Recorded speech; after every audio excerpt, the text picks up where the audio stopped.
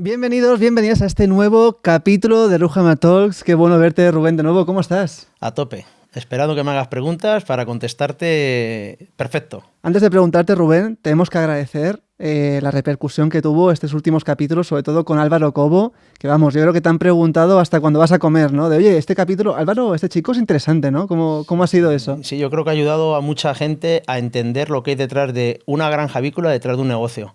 Creo que lo explico de una manera muy clara y hasta la fecha creo que sin duda es el que más éxito ha tenido, aunque quedan muchos por salir y seguramente que lo superen o lo igualen, pero creo que hasta la fecha ha tenido mucho impacto.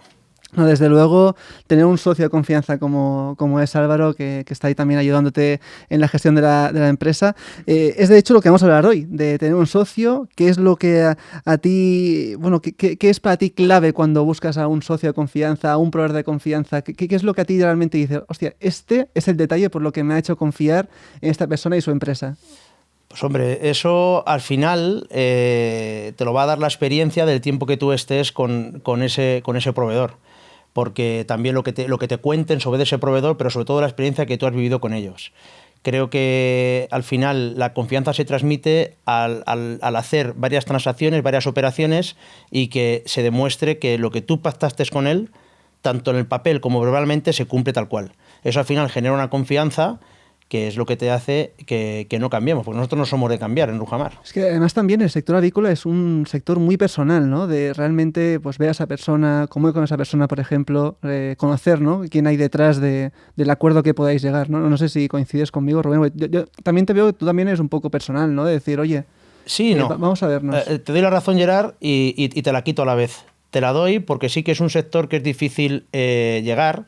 Entonces, o tienes mucha confianza o te viene recomendado por alguien o es difícil entrar dentro del sector. Pero a la vez que te lo digo, es un sector que poco a poco está más profesionalizado y cada vez medimos más las cosas.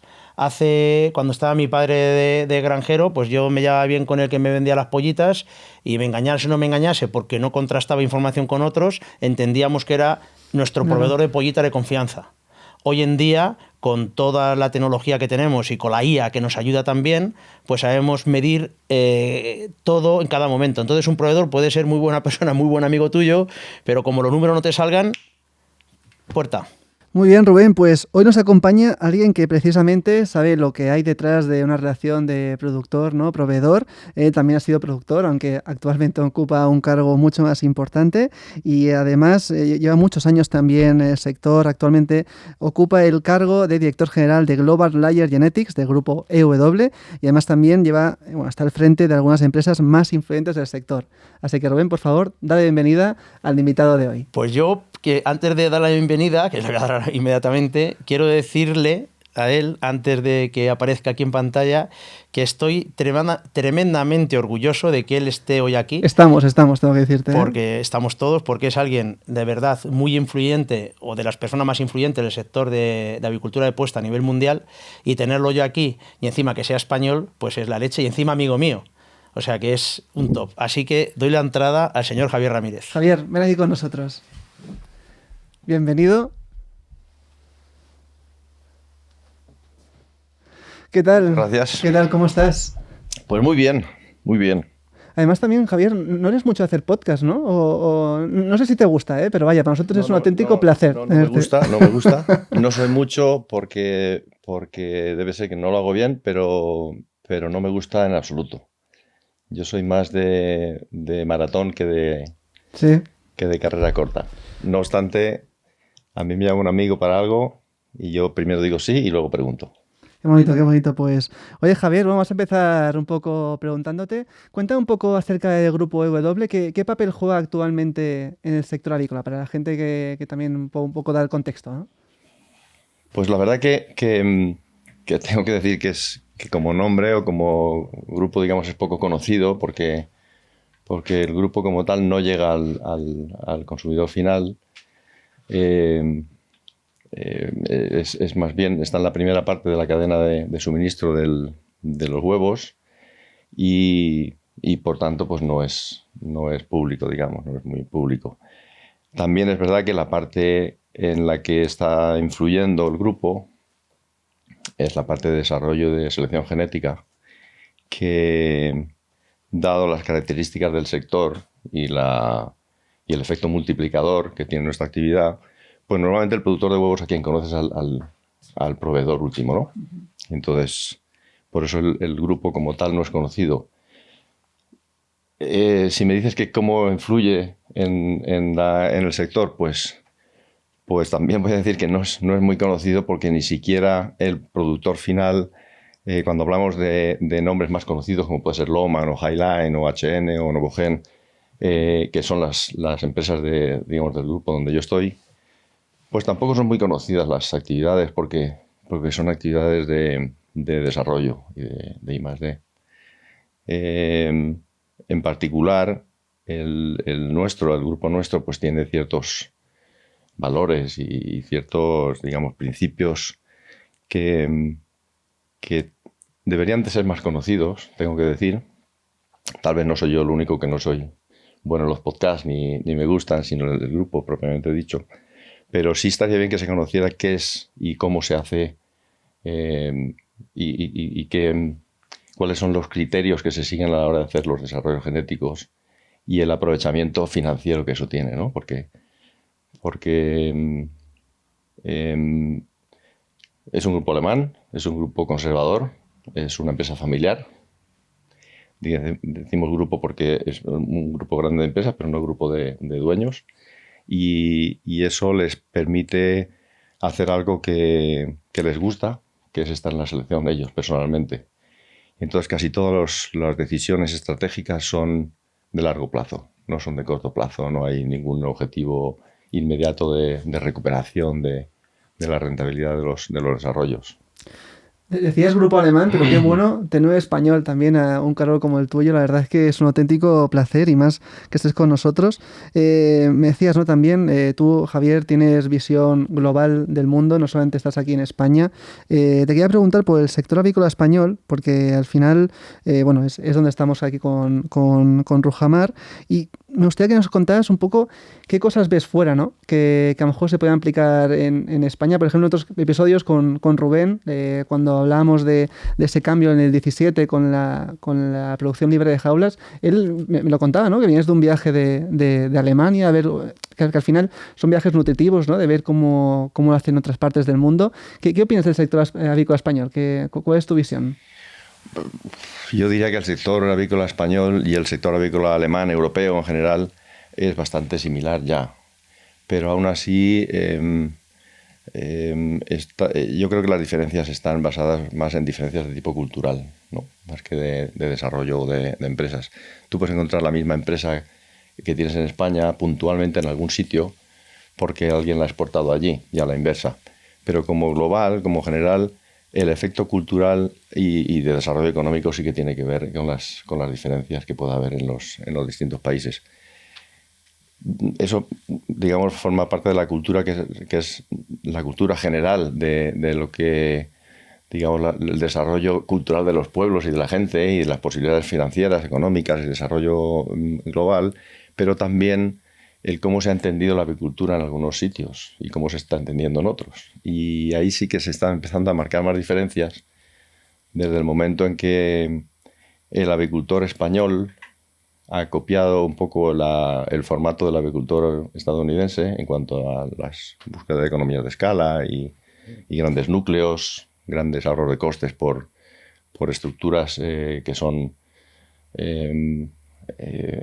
fáciles de aplicar los criterios de costes, y eso marca una diferencia en el concepto, como punto número uno.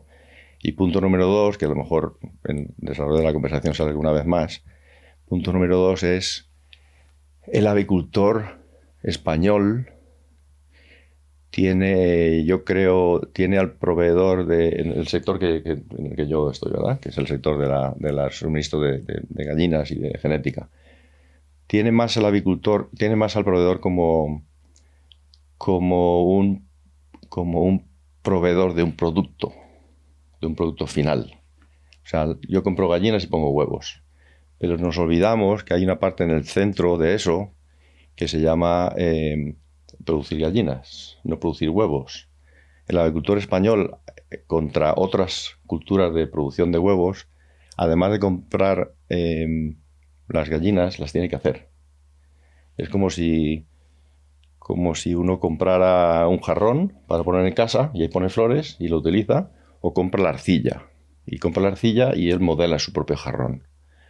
El agricultor español ha decidido desde hace unas décadas, no hace mucho, que yo he vivido otras épocas, ha decidido comprar la arcilla. Y la forma de construir el jarrón es muy diferente en unas culturas y en otras. Y en España en particular creo que la fábrica de jarrones está un poco desatendida comparada con la fábrica de jarrones de otros países y de otras culturas productivas. Es algo que seguro que tiene otro desarrollo para otro podcast más importante y conversaciones privadas. Por llevarlo a la realidad y a los productos, para que el que no le gustan las metáforas, en España y en otros países se compran gallinas recriadas, se compraban gallinas recriadas, ahora se compran pollitas de un día. Porque es más barato. Es más barato comprar una pollita de un día, hacerla recriada y llevarla a poner. Ahí falta un poco de atención, bajo mi punto de vista, y eso marca marca algunas diferencias entre distintas culturas. Y con eso contesto a tu pregunta. Hay más diferencias, hay muchas similitudes, pero hay muchas diferencias. Y hay muchas similitudes. Otro, por si acaso luego se me olvida decirlo, porque además estamos en una empresa especialmente estratégicamente decidida a eso.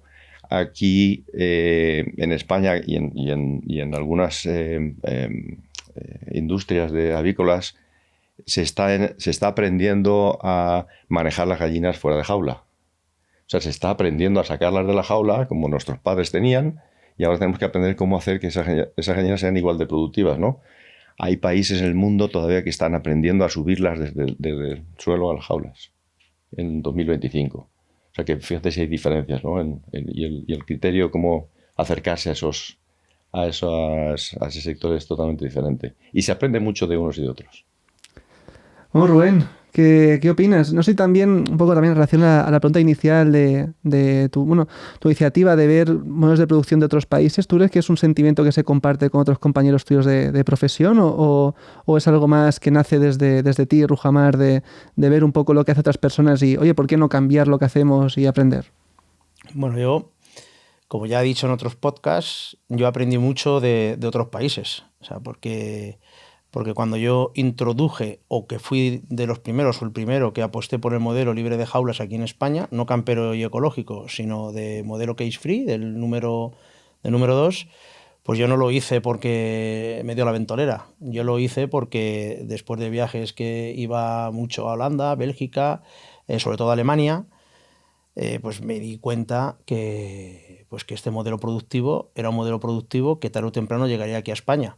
Entonces, como Francia ya estaba empezando a moverse, Italia también estaba empezando a moverse, digo, pues yo que siempre he sido de arriesgar, digo, pues voy a ponerlo aquí en España. Al final, yo me creía que se iba a implantar antes y luego se ha implantado después. Y por eso yo me fijo de otros países, al igual que otros países se deberían fijar en nosotros, como lo que ha dicho Javier, del modelo productivo español, que se parece al americano, de grandes núcleos.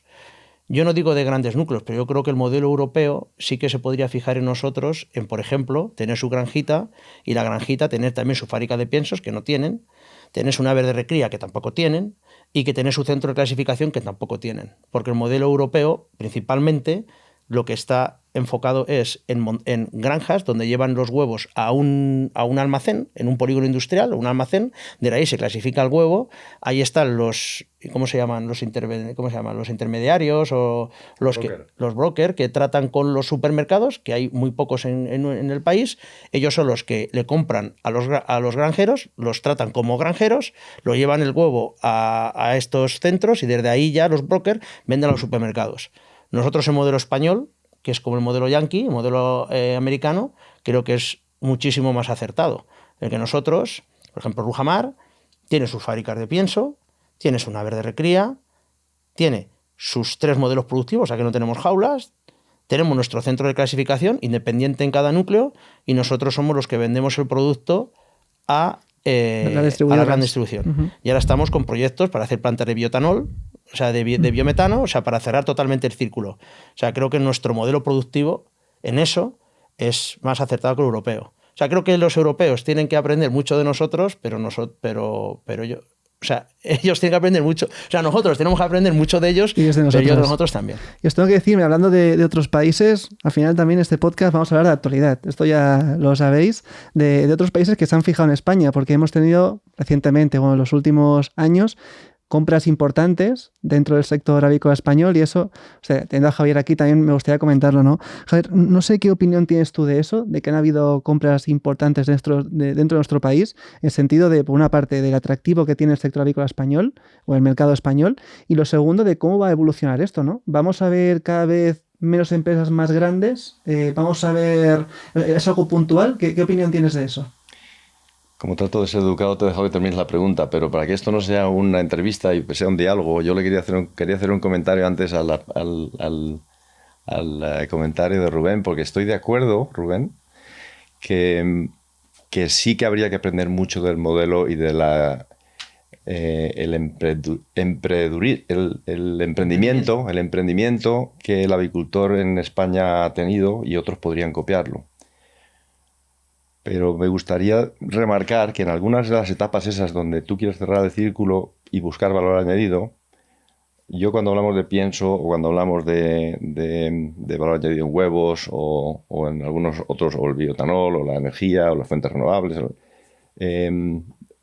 digamos que sería un poco más libre de pensamiento. Pero hay una parte que creo que no se está afianzando mucho y es en esa fase total de producción. Hay una zona que son 5 meses, y lo he dicho antes y lo quiero decir otra vez, donde creo que en otros sitios están mucho más centrados que nosotros y las cosas las hacen mejor. Y ahí debíamos de copiar un poco nosotros más. Ya has dicho que se puede copiar. O sea, recriar las gallinas no es una actividad complementaria a la producción de huevos. Es la actividad importante de la producción de huevos. Y ahí hay mucho que hacer. Una charla tuya, que no sé dónde la diste, creo que fue en Sevilla, en Madrid fue, que hablaste sobre esto, la recría. Solo de eso, sí. Que sepas que fui el que más prestó atención de esa charla y llevas más razón que un santo. Desde entonces, nosotros estamos centrándonos casi todos nuestros esfuerzos de I+D y nuestros esfuerzos de nuestro mejor personal, el manejo, y los consejos de tu casa y de tu competencia, los que nos puedan dar, en hacer las cosas bien en recría. Para darte un dato, hemos pasado en mi empresa, en cuestión de 2-3 años, a raíz de la charla, bueno, también llevamos trabajo nosotros, pero a raíz de tu charla, hemos pasado de nosotros llegar a 80 semanas de vida, una gallina, y mandarla a matadero, a ahora un lote que tenemos con 111 semanas, sin desplume ni nada. Eso lo habrá hecho la genética todo. La genética ha hecho mucho. La genética no ha hecho nada ahí. ¿Algo habrá hecho? Un poco. Un poco. Pero ese cambio en 2 años, lo has hecho tú, claro, porque has hecho algo antes para conseguir pasar de 80 a 100, que son muchas semanas. Claro. Es prestarle atención a esos 5 meses de primera mes de puesta, que mucha gente, que tú llevas razón, porque en este sector sabes que hay muchísimo granjero, pero luego nos cuesta mucho coger el lapicero, que es muy fácil, coger el lapicero. Al cajón ves dinero a terminar el lote y dices, pues me ha ido bien. Pero, el dinero o el lápiz. Claro, el dinero. Claro, más el dinero que el lápiz. Y lo que hemos hecho nosotros es, vamos a preocuparnos realmente sobre esto que dice Javier y que dice otra gente lista, a ver si es verdad que esto puede pasar, qué estamos haciendo mal. Y en el sector mucha gente lo que hace es las gallinas las mete en la recría y se monta su criadero simplemente porque Loman le compra la pollita y se la va a vender a 6 euros y él, si se la recría, le va a salir a 4,80. Y dice, me estoy ahorrando 1,20 €, pero tonto el culo. Si lo que estás haciendo es perder 80 huevos menos que te va a poner la gallina, echa números. Eso sí que en este sector, no solamente en eso de la pollita, en muchas fases de este sector pasa. Somos muy conformistas y no profundizamos en las cosas importantes. Hay visión amplia, ¿no? Por lo que decís de que al final es un retorno a la inversión, ¿no? Cuando hace una buena recría, con la producción de huevos, y me dice 110 semanas, hostia. Es que es el jarrón donde pones las flores siempre. Si el jarrón te sale con grietas y pones flores y se sale el agua, y pones agua y se sale el agua, pues no tienes un jarrón. Tienes un sitio donde echas agua, pero las flores se mueren. Entonces, pues hay muchas formas de hacerlo, pero yo creo que eso hay... Y hay mucho que hacer. hay quien... Estamos hablando siempre de medias, ¿verdad? Hablamos siempre de generalidades. Tú me estás preguntando de culturas, incluso de sociedades distintas, y cuando hablamos de individuos, pues evidentemente hay excepciones en todos los sitios. Pero creo que es un tema suficientemente importante como para que en este podcast se hable. Pues sí, oye, y me puedes interrumpir cuando queráis, que al final son ya te hemos interrumpido, bueno, así que la pregunta de antes... No, son buenas también, son buenos comentarios. Sí, la pregunta os preguntaba eso, ¿no? Hemos visto compras en España, ¿qué pensáis de cómo también va a evolucionar, ¿no?, el sector a pues, empresas más grandes y pues, los pequeños productores cada vez van a tener menos espacio? O, no sé, también modelos que veis, pues me decíais de Estados Unidos, o ¿cómo casa eso dentro de España? ¿Me miras mucho a mí? ¿Quieres que empiece yo o...? Sí, me gustaría saber tu opinión, sí. Yo creo que no sé si planteas la pregunta como qué es lo que va a pasar, ¿no? Pero en realidad ya está pasando. O sea, lo que es un hecho es que la producción industrial de huevos, por primera vez en la historia, la mía, bueno, que es una gran parte de la historia, pues ha sido atraída o ha atraído a inversiones financieras, ¿verdad? Y eso... Pues eso en principio dice mucho de los avicultores de la última década, y dice mucho de la visión financiera que puedan tener estos grupos o empresas que quieran crecer. A mí me parece que eso es un hecho, punto 1. Punto 2, me parece muy preocupante. No me parece preocupante porque eso haya desestabilizado el sector, me parece preocupante porque se puede estar cambiando la profesión de avicultor a empresario avícola, olvidando algunos de los principios de la avicultura. No voy a insistir otra vez en la recría, hay otros más. Creo que Rubén es mucho más gráfico que yo cuando habla del dinero en el cajón. Creo que hacer los números no siempre es para multiplicar por los volúmenes, a veces es también hacer las evaluaciones técnicas de por qué se toman algunas decisiones. O sea, ser emprendedor en los negocios es importante. Creo que ser emprendedor en los cambios de los manejos de las aves en este momento no es necesario. Todavía no se han inventado gallinas que sean tan distintas como antes como para hacer las cosas distintas. Hay que ser un poco más conservadores y más atados a los principios de la avicultura. Y eso, cuando una empresa se magnifica tanto como las que están llegando aquí, que nadie entienda esto como una crítica, solo estoy poniendo como una alarma, ¿no? Que no se olviden algunos de los principios básicos de la avicultura, porque el dinero de las gallinas se hace con las gallinas. Luego en el supermercado a veces también, pero con las gallinas es una seguridad. Dicho eso, si me permites, no creo que toda la avicultura en España vaya a estar basada en los grandes centros o los grandes empresas de producción. Creo que van a aparecer en paralelo, y ya están apareciendo en paralelo, algunas iniciativas de gente que quiere vender otra cosa. Y el mercado, no todo el mundo, pero hay unos nichos de mercado que quieren comprar cosas que no sean solamente un huevo. La gente ahora quiere comprar conceptos. Ya no solamente se quieren comprar que un huevo sea bueno, fresco, de calidad, y además ahora se quiere que se produzca de una determinada forma, ¿no? Y eso no tiene límites. Hemos empezado con las libres de jaula, que es un paso muy importante, y luego con los ecológicos y los orgánicos, pero el rango es muy grande. Luego tal vez salen algunas cosas que podamos hablar. Es un buen punto que comentas, porque sí que yo a lo mejor lo resumiría en la vocación, ¿no? Porque al final Rubén a veces nos lo dice, ¿no? Que tú eres empresario, pero también eres productor, siempre o granjero, nos lo dices siempre, que sí que es verdad que si pasamos a un modelo, podríamos decir, más empresarial o de más grandes superficies, a lo mejor se puede costar más, ¿no?, transmitir como los conceptos que has explicado tú de la recría a una persona que solo ve números, ¿no? A lo mejor hacer entender esas cosas, pues puede ser más complicado. Y no sé, Rubén, queda también saber tu opinión. Yo no sé si con Rujamar también todo tiene un precio, que vemos aquí con estas compras y demás. Mira, yo voy a profundizar un poco más, porque yo creo que en los últimos años lo que se han introducido aquí al sector avícola han sido dos ramas diferenciadas. Una que es la última, que ahora hablaré después, que es la industrial, que son los industriales que han venido, como es Marco Polo y Ricardo Faria, que han venido, y la otra, los fondos de inversión.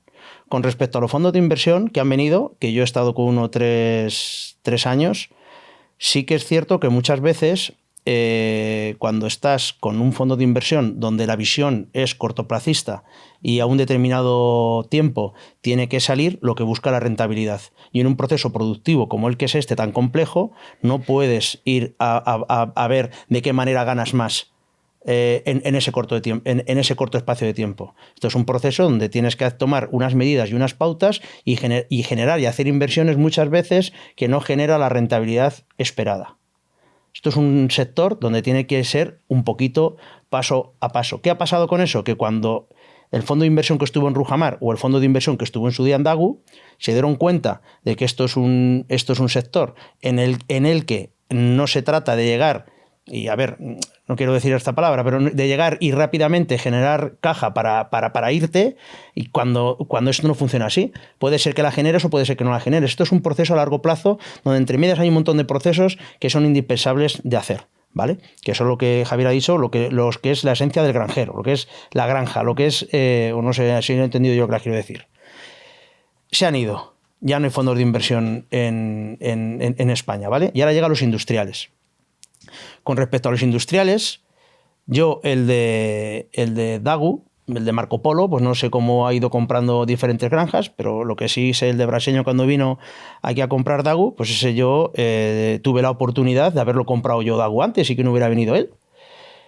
¿Por qué no la compré? Lo primero, porque no tenía pasta para hacerlo, ¿vale?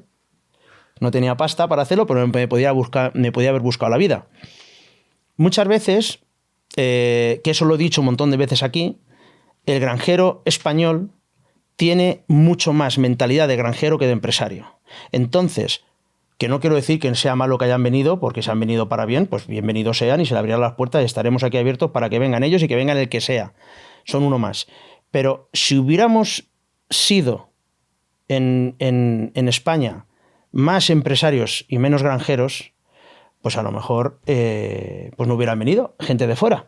Pero si los de fuera ven una oportunidad que nosotros no vemos y lo compran, pues tendremos que lidiar con ellos, que no pasa nada. Son amigos encima.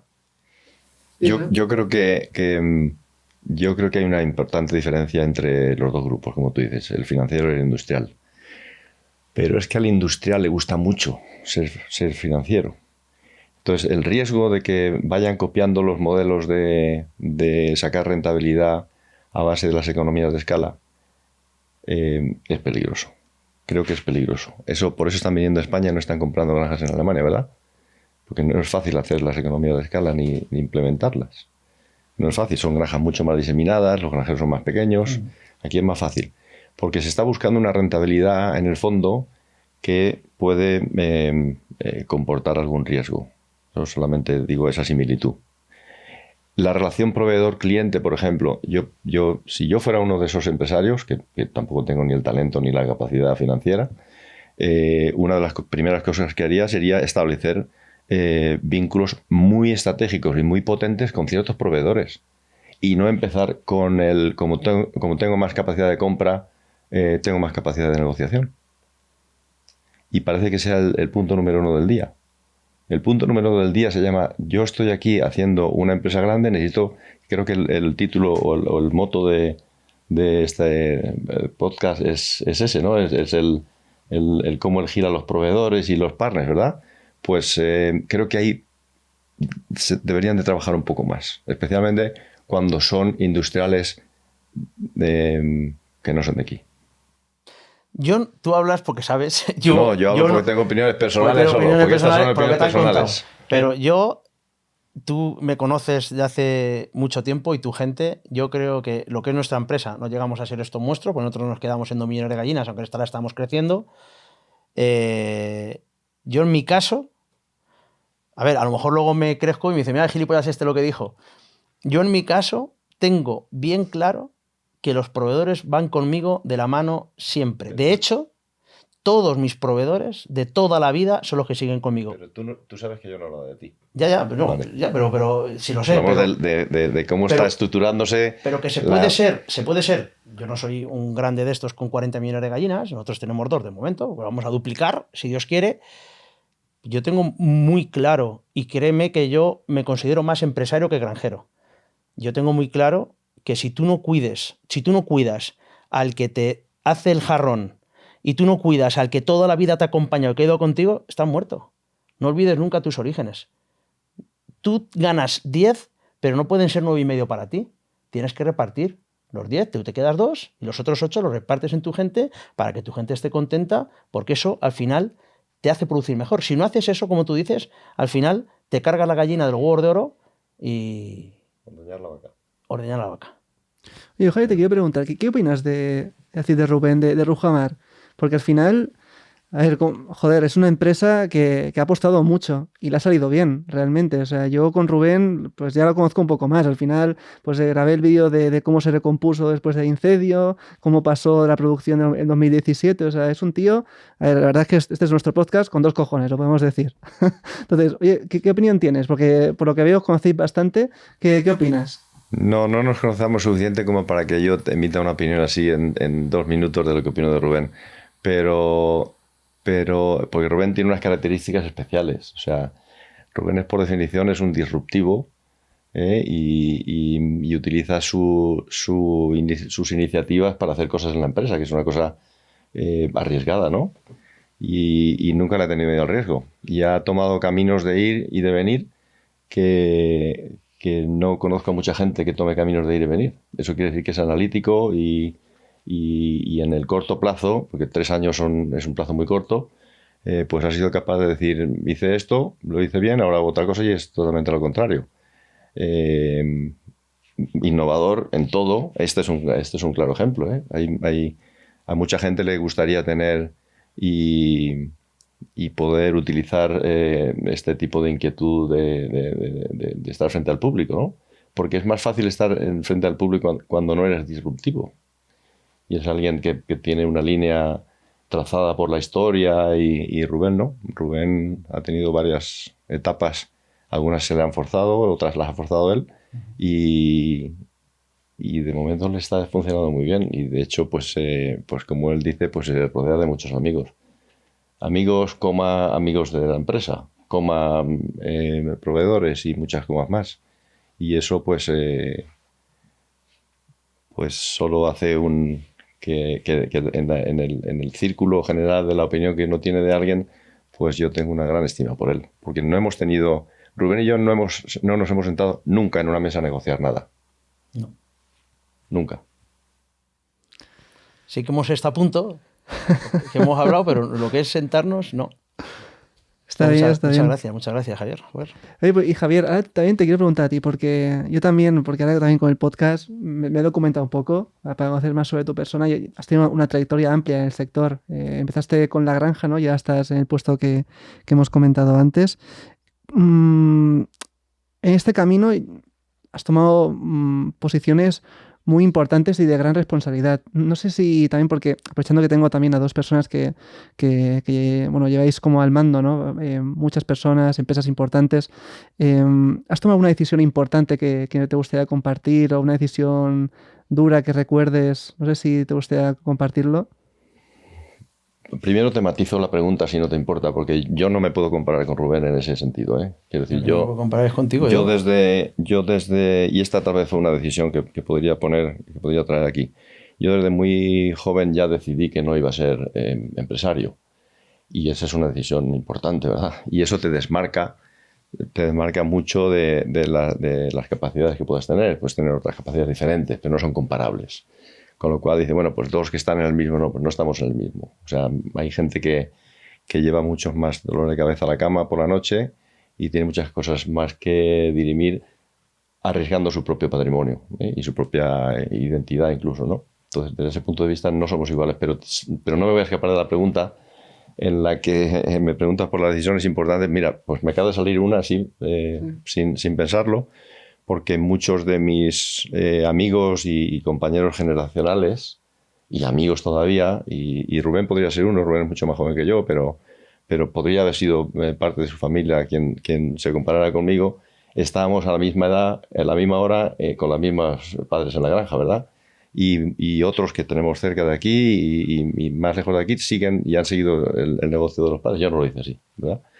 Pues esa fue una decisión importante. ¿Me arrepiento de ella? No, yo no suelo arrepentirme de ninguna de las decisiones, porque yo creo que es una pérdida de tiempo. Hay que utilizar el tiempo en corregirlas, si es que te das cuenta, ¿no? Casi todas las decisiones que a mí me ha tocado hacer, que han sido diferentes de lo que sería un empresario avícola, ¿verdad? Están más relacionadas con la gente. Y las decisiones que tomas con gente a veces son muy duras también. Duras, difíciles, acertadas, no acertadas. Yo creo que sin arrepentirse, pero algunas cosas las hubiera hecho diferentes. En función de, como siempre, de lo que ocurre después. Es muy difícil saber lo que va a ocurrir después. Y si tuviera que poner algún ejemplo más que fuera menos, digamos, más terrenal, pues dentro de mis responsabilidades que he tenido en los últimos años, tal vez he tomado decisiones un poco más potentes de las que podría arrepentirme en algún momento. Y no digo que no lo haga o no lo haya hecho, pero una fue, por ejemplo, migrar toda la selección genética que teníamos basada en Alemania, migrarla a España. Toda. O sea, nosotros tenemos selección genética en varios países del mundo, en varios puntos del mundo. Alemania era uno de ellos. Y por una serie de razones sociopolítico, culturales, pues decidimos moverla a España. España no es el mejor país para tener unos núcleos muy bien asegurados en cuanto a bioseguridad. Digo, no es el mejor país porque tenemos una población muy grande avícola y estaría mejor en Namibia, posiblemente, o en este a saber dónde, pero venimos aquí. Y esta fue una decisión muy difícil, que no la tomé yo solo, pero por alguna razón España era un país que estaba muy ligado a mí y yo lo lideré. Y otra, por ejemplo, al revés, pues hemos tenido un punto de suministro de genética desde Canadá, donde tenemos otro centro de selección muy importante, y ahí lo abandonamos por una cuestión también que pensábamos que sería empresarialmente más adecuada y tal vez no lo fue, porque la influenza aviar nos está cambiando mucho los paradigmas y todos los pensamientos que teníamos. Ahora estamos todo el día pensando en eso, ¿no? Por resumen te diría, pues a nivel personal te he contado cuál ha sido o sea, decido ser un funcionario de la empresa privada en vez de ser un emprendedor, y después he tomado decisiones muchas en mi vida a nivel de personas, que son las que satisfacen de verdad. O sea, que aunque algunas veces no funciona bien, pero te satisfacen mucho, y algunas otras más a nivel empresarial que son más pequeñas. En tu caso, Rubén, ¿podríamos decir que fue en 2017? ¿Tú crees? O... No.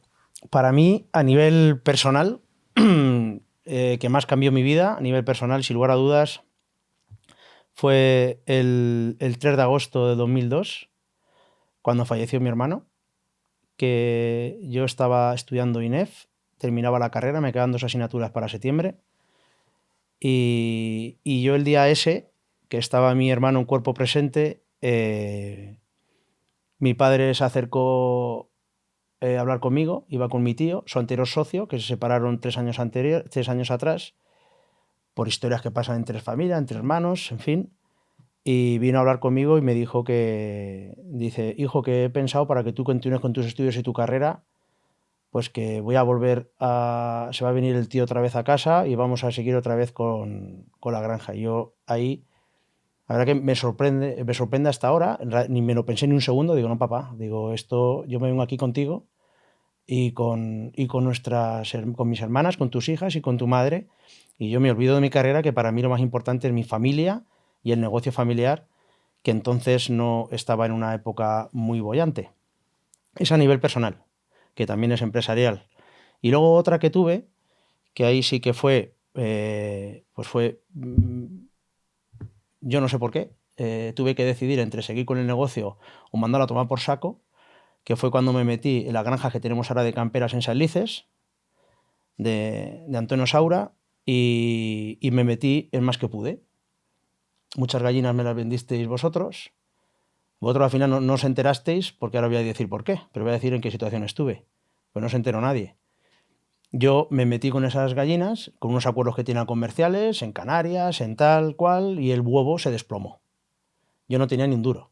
Entonces yo me metí con las naves, yo no era capaz de pagar ni el pienso de las gallinas que se comían, no tenía mercado para ese huevo, estaba agobiadísimo, y ahí tuve que decidir si mandaba todo a tomar por saco, tenía con Loman entonces una deuda, no sé, de 100 y pico mil euros, de gallinas que me habían vendido recriadas, un lote recriado y otro lote sin recriar, o lo recriaba yo en mi casa y me lo financiaban Loman. O sea, yo no sé cómo lo tenía, debía a mis proveedores tal cual, y ahí dije, no puedo, ¿qué necesidad tiene esto de la gallina? Pero bueno, esto es que trabajando como un mulo 16, 18 horas al día y encima perdiendo dinero, y le den por saco a esto. Pero empecé a buscar y mi madre me ayudó con bueno, no voy a decir el único, pero del bien que más tenía, que era una parcela, bien inmueble, una parcela de 10 hectáreas, que se la vendimos a un amigo de Olivares del Júcar, de un pueblo al lado. Mi madre no lo pensó ni un momento, dijo, hijo, si tú esto lo quieres, yo ahora sabiendo lo que sé, hice la locura más grande de mi vida. O sea, de quitarle a mi madre lo único que tenía después de perder a su marido y a su hijo para salvar a su chico loco que se había metido en este tinglao, nada más que por el honor de él, que yo decía, esto lo saco adelante por mis huevos. Pues ahí tuve que aceptar esa donación de mi madre, de esa parcela, para poder pagar a mis proveedores, que no os enterasteis. Y luego, por lo que sea de la vida, por la suerte que he tenido, porque la he buscado lo que sea, pues empezó el mercado a subir y pum, pagué mis deudas, pam, pam, pam. Esto estamos hablando que fue en el 2009. ¿Vale? 2009-2010.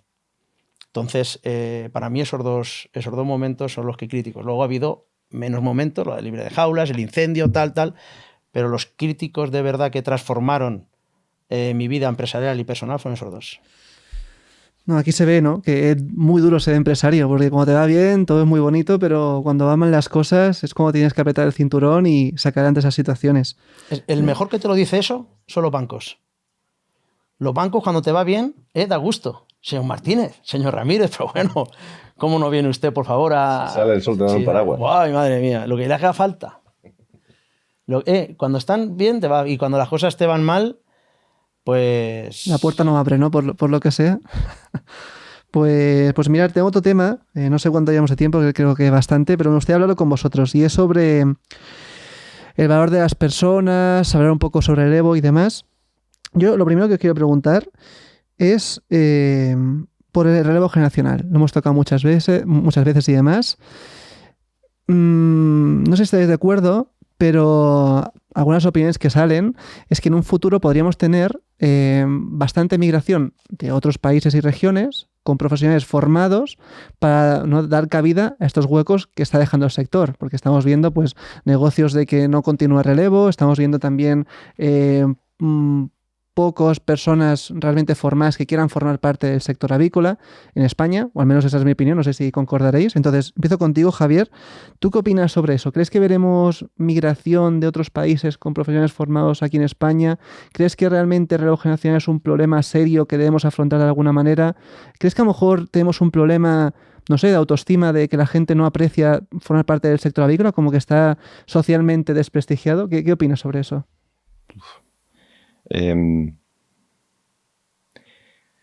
Yo estoy convencido, porque ya hay brotes que lo anuncian, que eso es así y es un hecho y se va a multiplicar. O sea, nosotros vamos a tener profesionales de fuera de España a los que tendremos que agradecerles que quieran venir a vivir aquí, porque creo que va a ser la única solución, pero no solamente para el sector de la agricultura. Ahora hablamos un poco del sector de la agricultura, pero en general, como sociedad, el relevo generacional no es solamente porque nos relevamos los antiguos y vienen los jóvenes, es que hemos generado un ambiente de confort social al que no se quiere renunciar por las generaciones que están empezando en el mundo laboral ahora, y que creo que tiene reparación, pero hay muchos países en el mundo donde no es así, y están hambrientos y muy, muy, muy, muy cualificados para poder venir aquí y ayudarnos en eso. Yo creo que... Y nos estamos quitando, afortunadamente, ya cada vez más los filtros culturales y raciales y racistas. Nos los estamos quitando, digo afortunadamente, porque eso nos va a permitir aprovechar y disfrutar de esos profesionales que tienen tanta ambición como teníamos nosotros hace 50 años, como nuestros padres tenían, y como algunos de los empresarios de hoy. Como profesionales los vamos a necesitar y yo creo que están llegando ya, o sea que no tenemos que mirar la bola de cristal. Por otra parte, tal y como está organizándose la avicultura industrial, que hablamos estamos hablando ya un rato, en cuanto a grandes magnitudes y grandes volúmenes y empresas y etcétera, creo que va a haber un proceso de especialización dentro de la empresa y dentro de los profesionales que hay hoy, donde ya no un jefe de producción ya no sea un jefe de producción que lleva todo. Ya va a tener que ser un jefe de producción de esta zona y otro de esta zona y esto de otra zona, y ese, digamos, puesto de jefe de producción ir pasándolo a unas edades un poco más senior, donde sean más aconsejadores y menos ejecutores. Y los ejecutores tenerlos mucho más especializados. Y ahí sí que se va a poder dar un grado más de especialización igual a remuneración, igual a atracción por quedarse en el sector de los profesionales que tenemos hoy en España, que nos demuestran todos los días que son muy buenos, pero son pocos. ¿Qué opinión tienes, Rubén? Nosotros, Rujamar, 212 empleados españoles, no llegamos a la mitad. O sea, más de la mitad de los trabajadores de Rujamar son marroquíes, argelinos, rumanos, bolivianos, dominicanos, ecuatorianos, brasileros. O sea, tenemos de todo. Sin lugar a dudas, como no venga gente de otros países aquí a España, el español de por sí difícilmente va a llevar el negocio de agricultura. Pero es que yo, que lo he mamado, que he sacado gallinas, que he barrido pasillos, o sea, que barrio pasillos de mierda pegada con la espátula, de tal, y sé lo duro que es esto y lo sacrificado que es, pues en cierta parte lo entiendo. O sea, lo entiendo. Porque hoy el mundo vive en un momento de confort, de que nos pensamos todos que nos va a llover el dinero por todos lados, que no va a haber ningún problema, que para qué trabajar, madre mía, meterme en una granja con lo mal que huele, ponerme a moler en la fábrica de pienso con el polvo que hay. Pues anda que me voy a poner yo a transportar una gallina, así. Pues creo que eso es una cultura que ahora mismo está hoy aquí presente en la ciudadanía española. Yo creo que es totalmente equivocada, errónea, ¿vale? Porque yo creo que en esta vida tiene que haber de todo, tiene que haber ingenieros, tiene que haber médicos, tiene que haber camareros, tiene que haber granjeros, tiene que haber peones avícolas, tiene que haber de todo. Y hay trabajos que requieren un esfuerzo o unas habilidades pues que alguien las tiene que hacer. Porque sí, pues todo el mundo no vamos a ser aquí todo el mundo no va a trabajar del Estado. ¿Y quién paga los impuestos? ¿Sabes? Creo que estamos equivocados. Entonces el relevo generacional es imprescindible. Yo creo que por animar un poco, porque no sé si mi padre va a ver este episodio, pero seguramente profesionales de la avicultura que tengan interés en el futuro sí que lo verán. Y a mí me gustaría también animarles a que yo también limpiaba bebederos con las manos y tienes el recuerdo de qué es lo que hay que hacer en las granjas avícolas. Yo creo que las granjas avícolas de dentro de 10 años no se van a parecer en nada a las de hoy. 10. Para hacer las tareas difíciles. O sea, ya hay detectores de mortalidad, ya hay detectores de huevos, no sé qué, ya hay robots que sacan las gallinas de los sitios donde no deberían de estar, ya hay, ya no digo el análisis de datos, que es otra de las profesiones que van a faltar en el sector. O sea, los analistas de datos son normalmente formados en escuelas de ingeniería y de ciencias exactas, y los veterinarios se forman en las de biológicas. Yo creo que va a haber hay una necesidad, y creo que ya se está dando cuenta de que los dos campos necesitan formación en el centro, en el medio, que les llaman los soft skills, y donde un analista de datos sepa un poco más de biología y dónde aplicarla, y un ingeniero agrónomo veterinario tenga formación en analizar los datos y no solamente en ver si la gallina está enferma o no, sino ver qué es lo que está pasando y todo eso está llegando ahora. O sea, la inteligencia artificial, los big data, todo este mundo de datos que hay, nuestros propios profesionales deberían de involucrarse un poco más, aprender un poco más y tener esa parte en su mochila. Y de esa manera hay más atracción para la gente que se quede en las granjas pensando que es un trabajo mucho más digno que el que hacíamos antes, el que hacía Rubén o el que hacía yo hace 40 años o más, pues limpiando los pasillos con la pala de la basura, ¿verdad? Es un buen punto. De hecho, con Rubén alguna vez lo hemos comentado, con la tecnología que tenéis de blockchain, que es una forma de... Ayer no, la semana pasada estuve acostando gallinas, ¿eh? ¿Sabes tú de algún robot que las acueste? Las gallinas, te lo compro. Te espero dentro de 10 años y lo hablamos. Sí, pues estuve acostando gallinas. Más pronto que tarde, yo creo, ¿eh? Sí, Y sé lo que me digo con eso. Hay ciertas tareas en la granja que son difíciles de sustituir y son muy difíciles de hacerlas atractivas, que nos cuesta Dios y ayuda encontrar gente. Yo voy a acostar gallinas, a mí se me caen los anillos, como tengo que hacer lo que sea, porque a mí me da igual. Más me gusta sentir, me gusta sudar como un pollo, nunca mejor dicho, acostando las gallinas y ver a la gente que si no, pues a lo mejor no las vería y está aquí el jefe, madre mía, tal.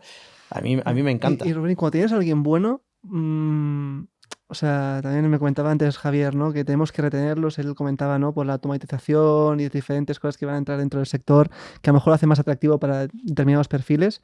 ¿Qué hacemos cuando viene alguien bueno en el sector para retenerlo? O a nivel más empresarial en tu caso. Pues mira, ¿qué es bueno para ti? ¿Qué es bueno? Que no dé guerra, que sea eficiente, que no se queje de su sueldo, que sea puntual. ¿Qué es bueno? Nosotros hemos tenido a gente muy buena en Rujamar, que afortunadamente sigue con nosotros, y a gente muy buena en Rujamar que se ha ido. Y yo antes me culpaba por eso. Digo, ¿cómo le he dejado a esta chica escapar? Pero si era buenísima. Tú no puedes retener a alguien que tú no te puedes meter en la cabeza de un trabajador, de una persona, lo que piensa. Hay gente que por su naturaleza está en un sitio 2, 3 años, 4, viendo a la misma gente, se agobia y se va. Y es así, y se va. O le cuentan, o es muy buen trabajador. Por eso te digo que es bueno, que no es bueno. Es muy buen trabajador contigo, pero de repente le cuentan, oye, pues hay una granja en Valladolid que si vas allí no trabajas los sábados y te dan 100 euros más. Valladolid, pues y se te va, ¿sabes? Lo que sí nosotros estamos, y yo estoy con recursos humanos totalmente encima de que la empresa, como ha dicho Javier, tiene que ser atractiva. Nuestra empresa tiene que ser atractiva. No puede ser una más. Oye, ¿cuánto marca convenio? Tanto, pues ya está, eso te doy. No. Siempre tienes que dar un plus más para que la gente se sienta realizado con lo que está haciendo. Y si tú, un trabajador, sus encargados, saben leer que para él lo más importante es llevar a su mujer, o sea, a llevar a su hijo al cole a las 9:15 y que entrar a las 9 para él es un faenón porque tiene que coger a su suegra, llevarla a no sé dónde tal, pues déjale que llegue a las 9:15, no pasa nada. Si hay un trabajador que a las 8:00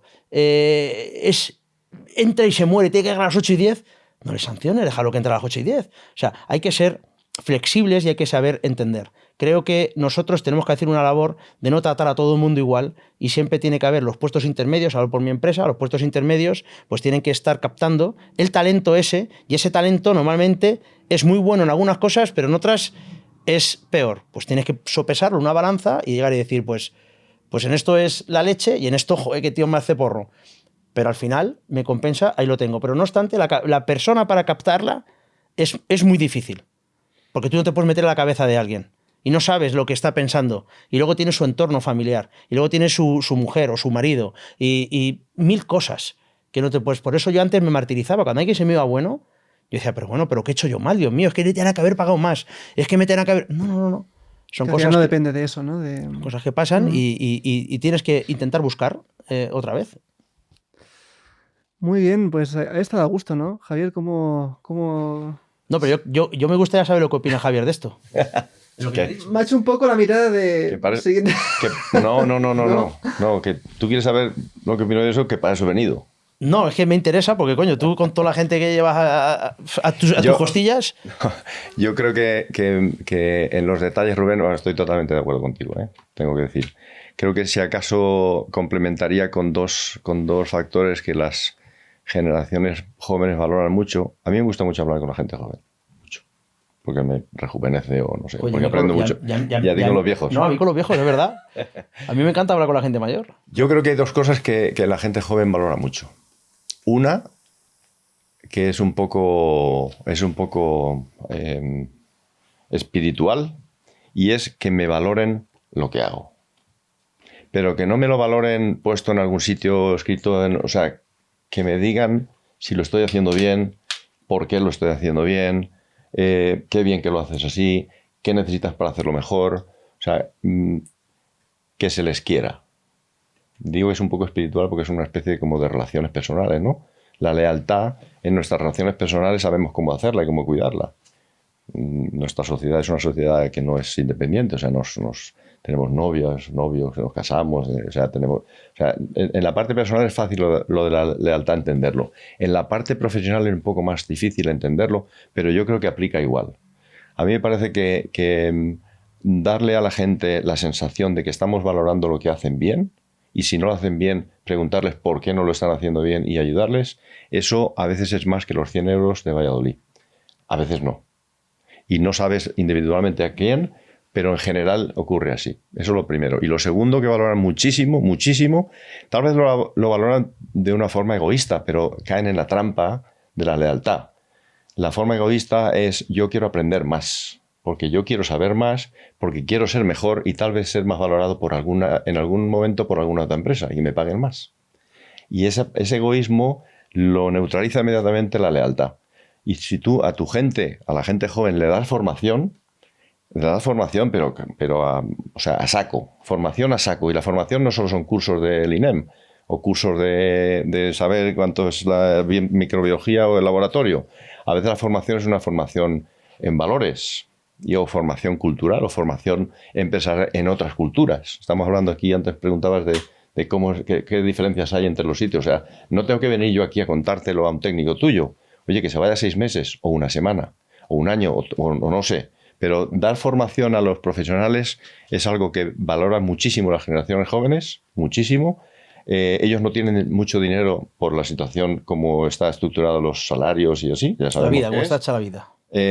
Pero las empresas sí que tienen recursos para eso. Y eso es una inversión en recursos humanos. A mí me parece que esos dos puntos hay que cuidarlos un poco más. Me gusta escucharos porque demostráis mucha madurez y experiencia, sobre todo. Sí que es verdad que vivimos como ahora con la gente joven, yo ya tengo más de un cuarto de siglo, puedo decir ya que soy... Uy. Cualquiera que te oiga. Claro.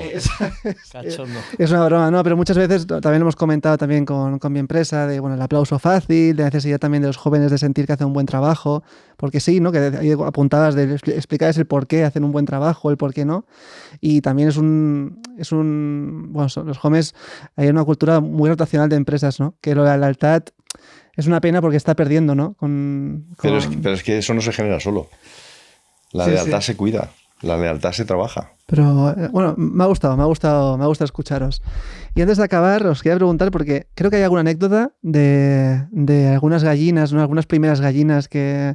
O sea, que ya que estamos aquí, contarlo, ¿no? Yo qué sé, es un buen momento. Bueno, yo voy a contar una anécdota light. No me mires así. Voy a contar light. Que fue el día que conocí a su padre. Su padre era íntimo amigo de nuestro difunto amigo, el señor Guillén, Benjamín Guillén. Uh-huh. Y yo iba a ver unas pollitas a Tarragona, que por cierto luego tenían Marek y no las compramos, me las querían colocar, menos mal que fui a verlas. Y fui a ver unas pollitas a Tarragona y llovía mares. Y nos íbamos a dormir a una casa que tenía entonces en Oropesa del Mar, ya la ha vendido. Y digo, vamos allá a Oropesa, pero claro, cuando salíamos por Utiel, llovía mares, tal, cual. Digo, pues paramos aquí en La Abuela, ahí en tu pueblo, no, en Utiel, en La Abuela. Y digo, vamos a ir a La Abuela, digo, llamo a Benjamín Guillén, que por eso digo que me gusta juntarme a la gente mayor, me llevo muy bien con él. Digo, ya paso a saludarlo. Y cuando paso a saludarlo, se lo llamo, digo, don Benjamín, digo, que estoy aquí, ¿qué tal? Dice, estamos aquí, vente que estoy con mi amigo Litri, su padre Litri, estoy con mi amigo Litri y con no sé quién más. Digo, ¿pero dónde está? Pues en una caseta, ¿qué tal para allá? Y ahí fue cuando conocí a su padre y estuve con Benjamín Guillén y con su padre, iba yo con otro veterinario mío y la verdad que estuvimos una velada encantadora y nos lo pasamos genial. ¿Esto qué la hay? Si no ha habido cortes, es que ha ido bien, ¿verdad? La mía es menos light, es mucho más potente. Cuando yo llegué al mundo este de la avicultura profesional, de las gallinas, pues llegué en un momento, no sé cuánto has contado tú las crisis, pero fue en uno de esos momentos de crisis, pero unos años antes. Y entonces había un parque de gallinas que estaban todas esperando en la granja, abriendo las puertas para decir, ¿me va a comprar alguien aquí o me voy a tener que dar a poner huevos? Cuando las empresas de genética vendían pollitas recriadas, que no es el caso ahora. Y yo me encontré de repente con que me salían, igual que son las épocas de las setas ahora, en tus pinos, pues salían lotes y compromisos de gallinas recriadas por todos los sitios. Y tuve pues un par o tres de grandes oportunidades y algunas que no me fueron bien, pero hubo una que sí que me salió bien. Ganar dinero no gané nada, o sea, perdí menos. Pero hubo un señor en la parrilla de San Lorenzo, que yo no sabía ni dónde estaba, pero alguien me hizo el contacto. San Lorenzo de la San Parrilla. Lorenzo de la parrilla. Sí. La parrilla de San Lorenzo es un San Lorenzo asador de de Valladolid. Valladolid. Muy bueno. De hecho, sí. Pues ¿Y qué estarás pensando? en la parrilla. ¿Estás pensando Pues comer? es hora de Vamos a comer ya. vamos a Es comer. hora de comer ya. Y vine y tu padre, Ángel, y tu tío Raúl, pues tampoco fue una negociación muy dura, porque yo necesitaba sacar el problema del medio y ellos me ayudaron. Y siempre me he acordado y siempre he tenido ese recuerdo. Y cuando salió Rubén, luego en la siguiente generación, dije, en algún momento se lo tengo que contar. Y creo que es el primer día que te lo cuento. Me lo has dicho antes fuera de los micrófonos, me lo has dicho, yo no tenía ni idea, ni pajotera idea. Eso sería para el 88, 89. Eso fue en el... No, eso fue en el 99. ¿Ah, sí? Ah, pues ya sí que fue avanzado eso. Eso fue hace 26 años. Madre mía. Yo creo La que memoria, hacíamos... la memoria lejana nunca se olvida. Sí, sí. Eso nos hacemos viejos. Cuando te acuerdas de las cosas de hace muchos años y las inmediatas no tienes ni Tengo idea, muy, muy buen recuerdo de tu padre y de tu tío cuando me ayudaron en aquel día. pues te lo agradezco un montón. Pues Rubén, hoy no me puedes fallar, ¿eh? Hay que hacerle la pregunta del programa. No me puedes fallar, Rubén. La tienes que saber. Que me van a saber, cachondo. Sí. Vale, pues lánzala. Javier no la sabe, ¿eh? ¿O ¿La sabes, Javier? Es una pregunta que hacemos Creo a que todos no los la sabe. invitados. Eso es. Que lo que sí te pido, por favor, es que contestes con sinceridad y rápido, ¿vale? Pues Que no me dé vueltas. entonces la respuesta es no. No, porque no puede ser no ni sí. A ver, a ti, Javier, ¿qué es lo que te toca los huevos? A mí me tocan los huevos muy pocas cosas, Rubén, porque he dicho antes que me arrepiento muy poco de las decisiones equivocadas y cuando alguien toca mucho los huevos es una cosa muy frugal y se va inmediatamente. Porque tocar los huevos es muy desagradable. Entonces, cuando alguien toca los huevos, déjale un poco y desaparece. Dale aire, ¿no? Desaparece. Entonces no te toca nada los huevos. En general, no. Yo soy muy, Joder. yo soy Oye, muy esa positivo. Esa respuesta no la habían dado. Pues ya tienes una. Vale, es válida cada Pues uno. muy claro, Sí. sí, o sea, cada uno. No, es que sería mucho más comprometido si hubiera alguna, contarla. Entonces es mejor Pues decir que todos han dicho no. algo. Todos han dicho algo. No hay nada que te toque los huevos, algo que te digas que hago el elemento este o esto o esta situación en algún país o esto tal, no hay nada. En ¿no? lo personal, muy poco. En lo profesional hay una cosa que me irrita. Esa. Esa queremos saber. Ahí es donde queremos ir. Tenemos que cambiar la fórmula, ¿eh? La pregunta tenemos que darle otra vuelta. Me irrita que haya una falta de comunión entre los distintos elementos de la producción de huevos, de toda la cadena. En algunos países más y en otros menos. En el nuestro es muy mejorable. Pues ahí queda. Pues nada, Javier, creo que has traído algo, puede ser, para este programa, que te gustaría compartirlo. Te hemos hecho el favor ya de dejarlo por aquí, así que Javier, Pues sí. este es tu momento. He traído una cosa y además, como ya sé que nos está grabando y estamos fuera de cámara, pues voy a contar una anécdota. Javier, se está grabando, ¿eh? Yo ya sé que se está grabando. Pero te lo voy a dejar a ti para que le ayudes. Pero te cuento la historia primero. Cuéntala. En principio, no sabía qué traerte porque es muy difícil. Hacer regalos es una cosa muy difícil. Pregúntale a mi mujer y verás. Pero dentro de la dificultad, ayer pues me metí en el pajar y me encontré con la aguja. Entonces me encontré exactamente lo que creo que te iba a gustar y te va a gustar mucho. bueno. Así que te lo voy a hacer que lo abras tú. Lo voy a abrir, ¿vale? Yo no sé lo que es, ¿eh? Sí, sí. No sabe nadie lo que es. El lacito este es así muy... Bueno, muy bonito, ¿eh? No lo quiero romper. El nuestro ni te lo imaginas el regalo que te voy a hacer yo.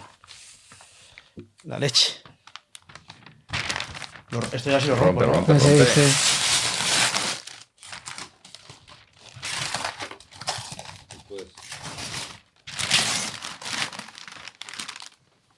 La puli manga les garrotes. A ver, tradúceme, que sabemos muchos idiomas, pero algunos se nos escapan. Bueno, primero lo voy a enseñar a la cámara, porque seguro que hay un zoom, y tiene que haber un zoom que llegue a todos los espacios, aunque algunos sean eróticos. Entonces, llega por favor al zoom donde se ve que hay un caracol. Ah, verdad, hay un caracol. ¿Eh? Aquí. Eso en francés, que no hemos tenido que tirar del diccionario un poquito o de algunos años atrás, dice: la gallina come caracoles. Lo que no sabe el niño que está durmiendo es que la gallina igual no acierta la primera y le va a despertar. Y vaya casualidad que quien le va a despertar es una gallina. Entonces me he tomado la libertad de escribirte aquí una cosa que dice: toda pasión empieza con un despertar. ¿Cuándo y cómo es secundario? Joder, macho. Así Joder, que Javier, qué ese- bonito. Qué profundo, qué profundo. esto ha sido una suerte que me lo he encontrado, me metí en el pajar. Pues Me encontré con la aguja. muchísimas gracias, muy profundo. Lo mío es, como tú has dicho antes, más profundo que lo tuyo. Bueno, lo mío es una cajita, ¿vale?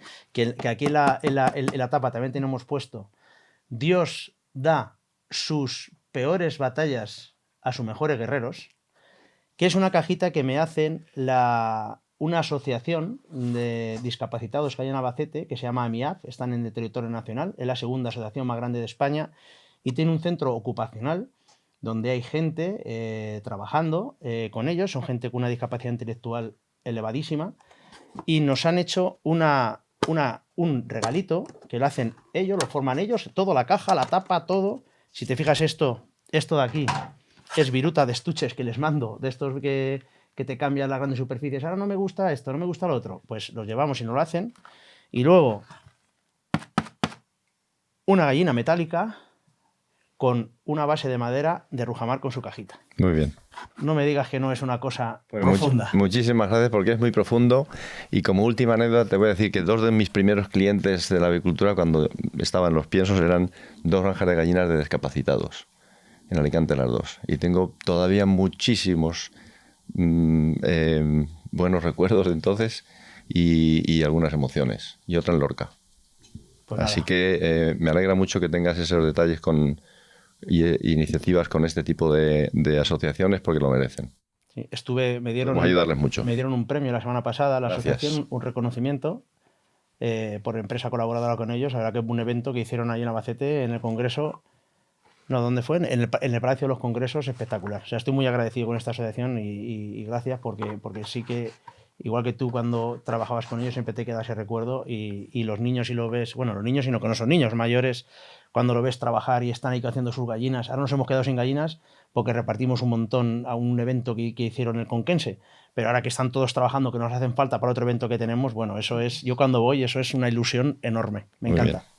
Pues muchísimas gracias. Gracias, Javier, por Rubén. venir. Gracias. Sí, Gracias. la gente que nos ve, ¿verdad? No saben lo graciosos que estamos de que os haya hecho un hueco este señor en su agenda para venir a este Rujamar Talks. Y nada más, Rubén, oye, nos despedimos. Otro capítulo más que yo creo que a la gente le va a encantar. O sea, estoy segurísimo, a mí me ha gustado mucho. Y nos vemos en el siguiente Rujamar Talks. Javier, muchas gracias y hasta la próxima.